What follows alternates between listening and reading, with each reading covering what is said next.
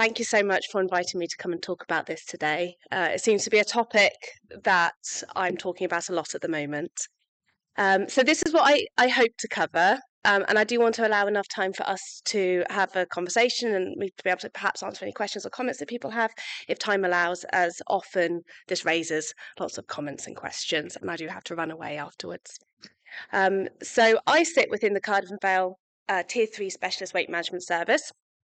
And as you can see, we have a huge MDT, and I'm really fortunate to sit in what I would suggest is a gold standard service for weight management within the NHS. I have put myself and Professor Dat at the bottom of the list because we couldn't do any of the stuff that we do without the rest of the MDT. And just to describe a little bit about how weight management services are structured within the NHS, we sit nearly at the top of the triangle in a MDT consultant-led service. However, there is a level below us which is dietetic-led, and the first tier is public health interventions. Most of the time patients go through the level 2 service before coming into the level 3 service, and it's within the level 3 service that we see up to nearly close to 200 patients, new patients a year between Professor Datta and I and the rest of the team. And then we will refer patients on to surgery, as will other places in Wales, to the specialist centre in Swansea if that's deemed to be appropriate for that patient. We are also a little bit unusual in Cardiff in that we also see patients who've had bariatric surgery. We manage them post-operatively, whether they've had that in the NHS or privately. I don't know what the setup is for other services, but I don't think that is commonly done. So regulation of weight is, when I was at medical school, which feels like forever ago already, used to be thought to be quite simple. I was taught that your energy in minus your energy out, and if you've got any excess energy, that is converted into excess weight. However, it's not as simple as that. This slide could be a whole talk in itself, so I won't spend too long talking about it, but I would just like to draw your attention to the two green circles. So one is hormones. We have lots of hormones involved in our regulation of appetite, and that is where the GLP-1 agonists come in, but also there are many other targets that have been identified that are coming in the pipeline. So I'm not going to be out of a job, and probably nor are any of you. And secondly is the emotional relationship with food, which is important when you consider the safety around these medications. Now, a lot of patients who struggle with regulation of their weight have a disordered relationship with food or a dysregulated relationship with food, so that they might struggle sometimes to be able to regulate what they're eating. We can all identify with this. There were pastries outside today. I didn't need a pastry, but I like pastries because they taste good. And that's the simplest way to describe the hedonic pathway that can override the other physiological signs that we get from our bodies to tell us that we are full. Within weight management, that for various reasons, people can struggle with that to a much greater extent. So GLP-1 agonists, we've known about these for some time. When I looked back into this, I think these first of all were talked about in about 2006, which was when I started medical school, and they were initially used for diabetics, but the effects that this has on your GI tract and on your brain has useful mechanisms for also regulation of weight, and I will come back to the slide in a second to help it describe some of the common side effects that patients on these medications will experience.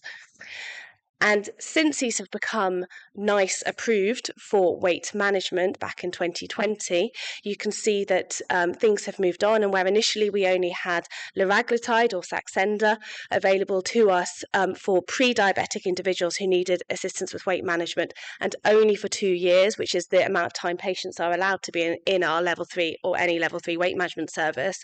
It has moved forward then with the introduction of semaglutide or Wegovy, which again was only available to patients within a weight management service, but the criteria for patients being able to access those medications widened. And then more recently we have tirzepatide, which is GLP-1 and GIP agonism, so that's two gut hormones. And that again has really widened the potential access to this medication, because within the NICE technical appraisal it removes the requirement for this to be given within a specialist weight management service. However, within Cardiff and Vale at present this remains specialist only, and that is the case for I believe, at the moment within Wales, for weight management, I should say. I'm parking the diabetes side. And this really has opened the floodgates. So particularly when semaglutide or Wegovy became available, there was a lot of unhelpful messages within the media. And the demand for these medications has really increased. And I'm sure, talking to some of you already this morning, that that's not just within the NHS, but within private practice, that patients are really seeking these medications. Some of it because there are demonstrated benefits that are widely reported. Some of it because there are problematic messages in the media. And there's not really anything else that I've come across like this that is so in society now. And we do know, and the message that we give within medicine is that weight loss is needed. Even with 5% weight loss, you can see improvements in cardiovascular risk factors. I do apologise, there's a lot of acronyms and shortenings in this slide to make it all fit. But as you can see, a lot of the benefits from weight loss are related to metabolic syndrome. MASLD and MASH is a new term for NAFLD and NASH, which is, in simpler terms, fatty liver disease and the fibrosis associated with fatty liver disease. And there's some other expected benefits that you would expect to see with weight management. And with the very significant degrees of weight loss, you can see improvements in cardiovascular mortality, not unsurprisingly, remission of type 2 diabetes, and also this term at the bottom is heart failure with preserved ejection fraction. And there is now evolving evidence that there's even weight-independent benefits of these medications. And so this really is the tip of the iceberg, and we're going to see a lot more come out about these medications and about their potential benefits, which is only going to make it a more common thing for us to worry about. And so the data with this weight management medication, so this is liraglutide or Saxenda versus semaglutide at the 2.4 milligram dose, which is Wegovy. And this is the STEP 8 trial that compares the two drugs head to head. And the orange boxes are liraglutide, and it shows that after about a year, on average, you get an 8% weight loss benefit. And then with semaglutide, you get an up to 15% weight loss benefit. There are two things I want to point out in this graph, which is important. The first thing is the weight loss plateaus, and that's important for patient expectations. The other thing is the variability in the response. Some patients don't appear to respond at all to these medications, and some patients respond very, very well. And that shows, again, the complexities of weight management, and it's not a one-size-fits-all with these patients. And then tirzepatide, not to forget about this one. This, again, with the additional GIP agonism of this medication, we can see it has an additional 5% on average weight loss, and so not unsurprisingly, now that's the newest one on the block that everyone now wants to have access to. And again, tip of the iceberg. So this is a relatively old paper. As you can see, it says that tirzepatide is in progress, but actually now it's available to us. And it just demonstrates that there are lots of gut hormones that pharmacy companies can target, and not just single agonism, but multiple different hormones at the same time. So we are going to see much more of this. We're involved at the moment in a phase 2 study within Cardiff, and we've got a phase 3 study coming, and they're speaking to the companies. There are many more things coming. So we are really going to be chasing our tails with this, with every new thing that comes out.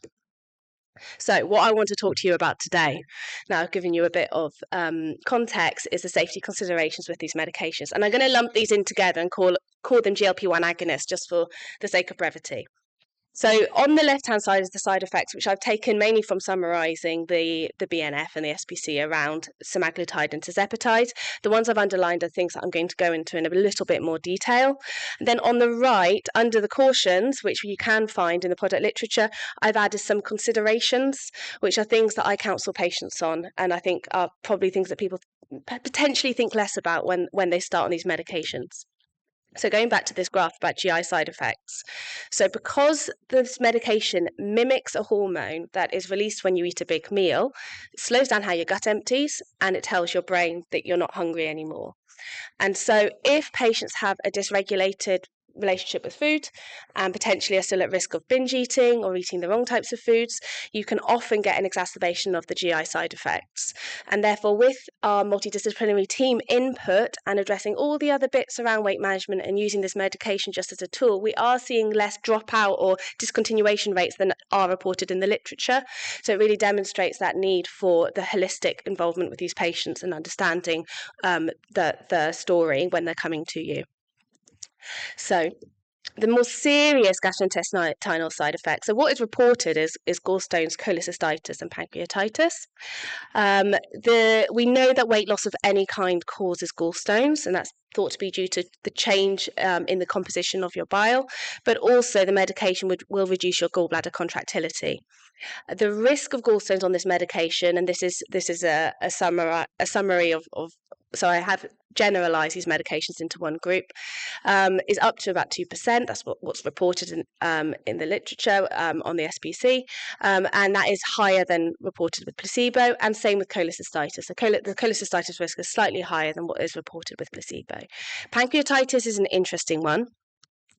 There's an increased gallstone-induced risk because you're more likely to have gallstones, you're more likely to get pancreatitis, but also there's direct stimulation on your pancreatic beta cells with this medication that can be thought to induce pancreatitis also.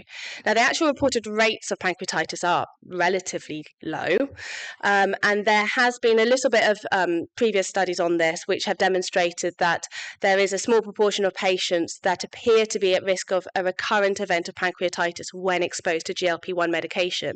However, the evidence from that is not very well described, relatively small numbers, and it's quite hard to unpick whether that's a true effect or whether that's just the baseline population risk of recurrent acute pancreatitis.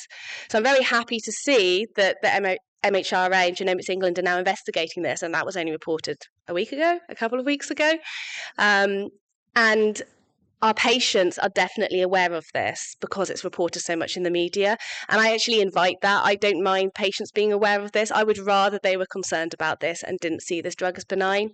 And my message to patients when I start them on these medications is that severe abdominal pain is not expected. A bit of a funny tummy and gastrointestinal side effects might be expected, but severe abdominal pain is not normal. And I tell them, don't wait to see me in a few months' time.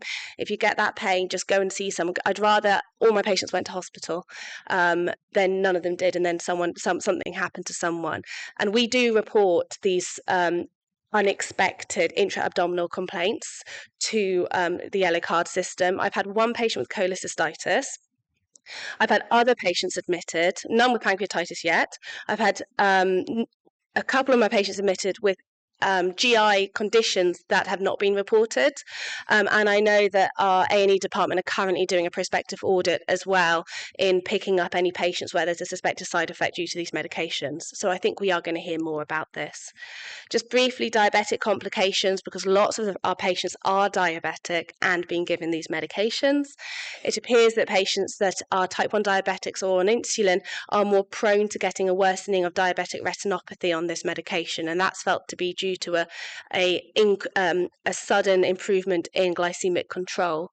And the medications aren't widely studied in this cohort, so I warn patients who have got background diabetic retinopathy or patients who are diabetic just to be conscious of this and emphasize it's important that they keep up their diabetic screening. And also the hypoglycemia risk, I have had patients experience this, so anyone on a sulfonylurea or insulin should have their medication adjusted when this medication is started, and I counsel them accordingly on the risks of hypoglycemia, make sure that they're aware of what to do if that occurs. Now we've got patients with hybrid closed loops as well.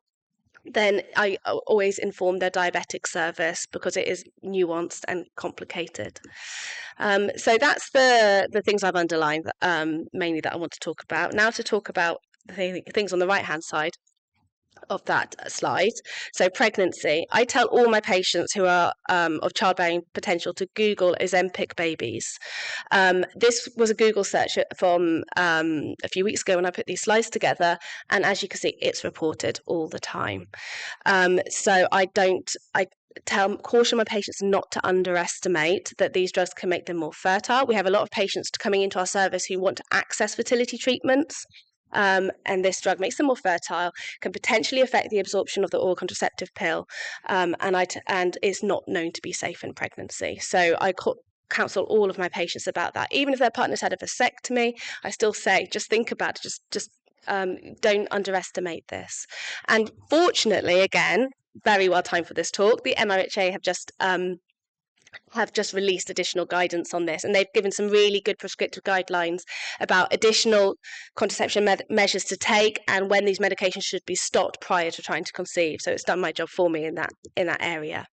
Now, we have had patients get pregnant on these medications. So I have had a look at the initial safety data, and there isn't much out there. So it's felt to be teratogenic in animal studies, but the companies are collecting data at present on the patients on semaglutide at the top dose and tirzepatide. I did find one paper that found no significant increase risk to birth defects or to pregnancy loss. However, the numbers were very limited, and it didn't include the latest drugs, so it's quite hard to really extrapolate that evidence. And there was one case report of a patient who fell pregnant on this medication and stopped it, and it reported the increased weight gain relatively quickly. The baby grew quite big, and then there were birth-associated complications because of that increase in weight. So it's not something that should be taken lightly, and I do give this information to my patients. The last thing is I always counsel my patients on what happens when treatment stops. So this could be from any study, because all the studies are the same. So basically, these dotted lines are patients on treatment, and then the vertical line is when treatment stops, and then the dotted lines going back up is what happens to patients' weight after the treatment stops. So unfortunately, then I'm not aware of any more extended evidence of what happens when you extend that line of time of treatment, but we definitely see an increase in weight in the trials on patients who stop this drug. And part of our role within the MDT is to try and mitigate that risk when our patients inevitably do have to stop this medication, as at present they're only allowed to have it for 2 years unless they're diabetic. And I counsel my patients on this and really consider the psychological impact. And I have had one patient decline to start on treatment because I've said to them, think about how you might feel at the end, and if you think you're not going to be able to cope with that, then perhaps you need to think that being on the medication isn't right for you. And so that's really important for our patients to understand. So to talk about patient cases. So I've got a couple of patient cases to illustrate some of the more consideration points a bit more, and hopefully it leads a lot of discussion and brings things a bit more to life. So these are anonymised but based on real patients that I've seen, and I've just changed them the details to kind of make them a made-up case. So this is a 30-year-old female. She has, it's another acronym. She has ARFID, which is Avoidant Restrictive Food Intake Disorder, and obstructive sleep apnea. Her initial weight was 229 kilograms and her BMI was 91. She was very distressed when she came into clinic. She'd just been coming to terms with her ARFID diagnosis, which she'd had since childhood, and the anxiety and the distress related to that were actually preventing her accessing an eating disorder service. And at the time that I saw her, she was requesting to go onto semaglutide, which at that point had just become available to us. I actually said to her that I didn't want to start her on the medication, which she found really difficult. Because if you think of someone's got restrictive food intake and then you give them a medication that restricts what they eat even more, that's probably not the best thing clinically to do for that patient, even though accepting that weight loss is clearly in this patient going to give them additional benefits. So I suggested to her that we have a period of 3 months to get to know her. And again, very fortunate we have an amazing MDT who all gave their input in that period of 3 months, almost as an assessment phase. So our occupational therapist, our dietitian, our psychologist, and our clinical nurse specialist all met with the patient to try and understand her and get to know her a little bit better and look for red flags and any real concerns about starting this medication. Then when I saw her 3 months later, she recognised that that was the right thing to do and she felt in a better place to start the medication. So I started her on semaglutide. When I followed her up in 6 months' time, she'd lost quite a considerable amount of weight and her BMI was then reduced to 82. She's working alongside really well with the rest of the MDT. And our dietitian noticed some concern with regards to her nutritional status. And she herself had noticed some non-specific signs of nutritional deficiency. So we did a full nutritional screen, as we would do for a patient who has had bariatric surgery, and this did show some micronutrient and vitamin deficiencies. So then we started to have on appropriate supplementation for that. So the discussion points around this case and things I really want to emphasise is the psychological considerations around these patients. Taking the time to have a patient-centred holistic approach is really important. That doesn't apply to all the patients, but for a lot of patients that really is required, and that is why MDT involvement or an MDT-informed practice is really important. Weight management needs are often greater than just modulating someone's GLP-1 and other gut hormones.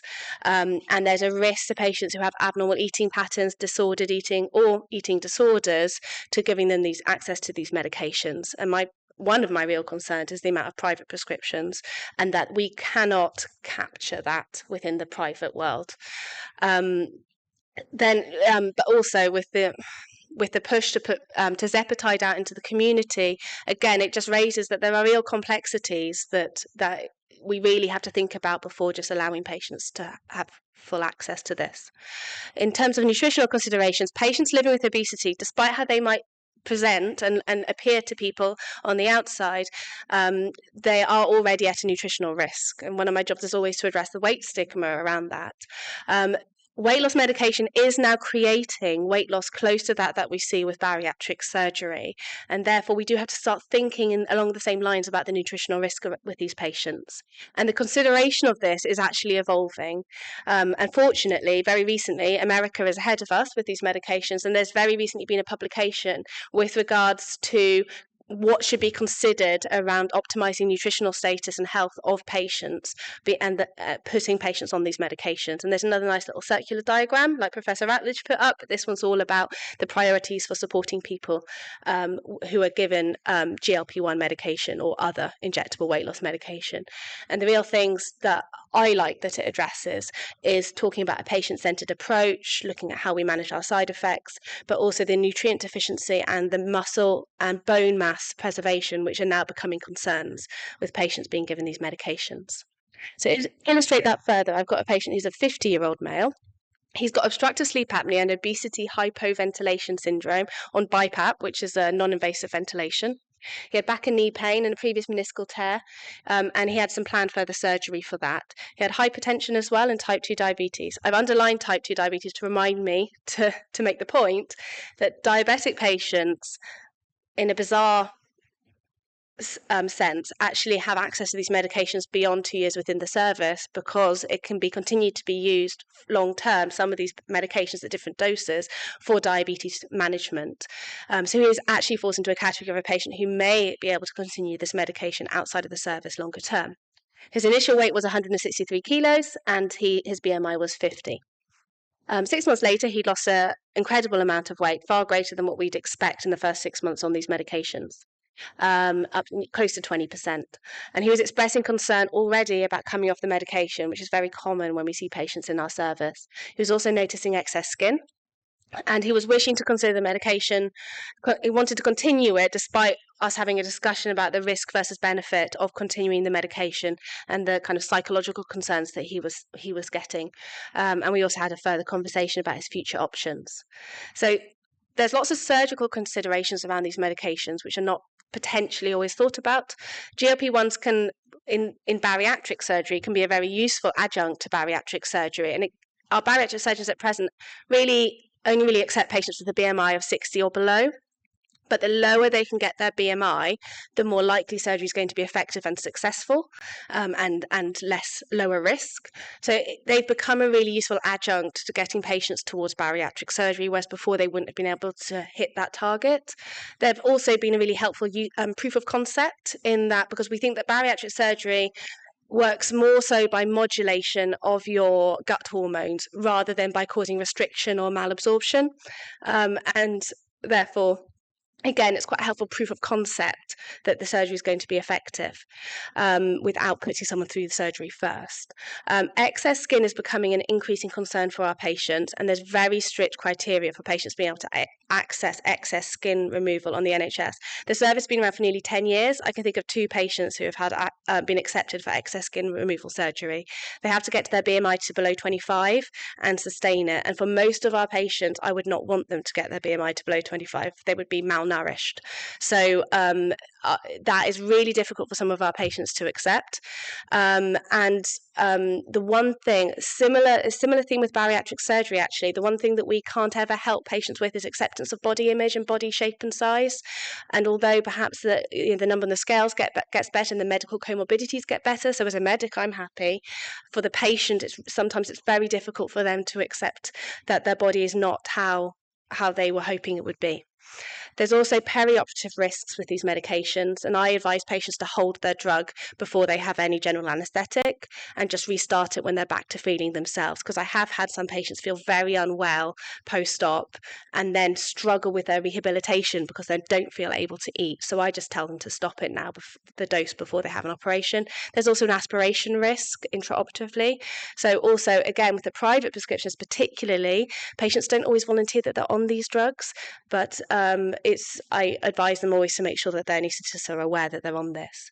And then again, going back to the longer term use, at present, that's only available with patients on private prescriptions or with type 2 diabetes, but I suspect this is going to become an ongoing problem.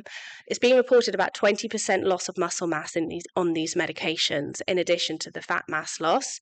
And particularly with rapid drops in weight, which we are seeing, we are seeing a loss in bone mass as well. And so it's really important for our patients to understand that risk with these medications. It's also felt that weight cycling, so losing weight and then gaining weight and losing weight again, is thought to also contribute to sarcopenia. And these drugs are not extensively studied in older patients. So I always counsel my patients as well, particularly anyone with any muscular disorders, risk of falls, older patients, that they've really got to consider the risk of being on this drug longer term, but also emphasize the importance of a good protein intake and making sure that strengthening exercise is also paid attention to. And again, that feeds back into the MDT and patient engagement. So to summarise, and I hope I've allowed enough time for talking, but maybe no one wants to talk to me, which is fine. I'll run away and get on my bike. The GLP-1 medication can be an effective tool in weight management, but it's most definitely not the magic bullet, and it's not a benign medication. And a holistic MDT, patient-centered approach is required for the most effective management. And I think the challenge for a lot of us is going to be how we do this manage this when the majority of patients on these drugs probably fall outside of a service like mine. So yeah, I'll leave everyone with that thought.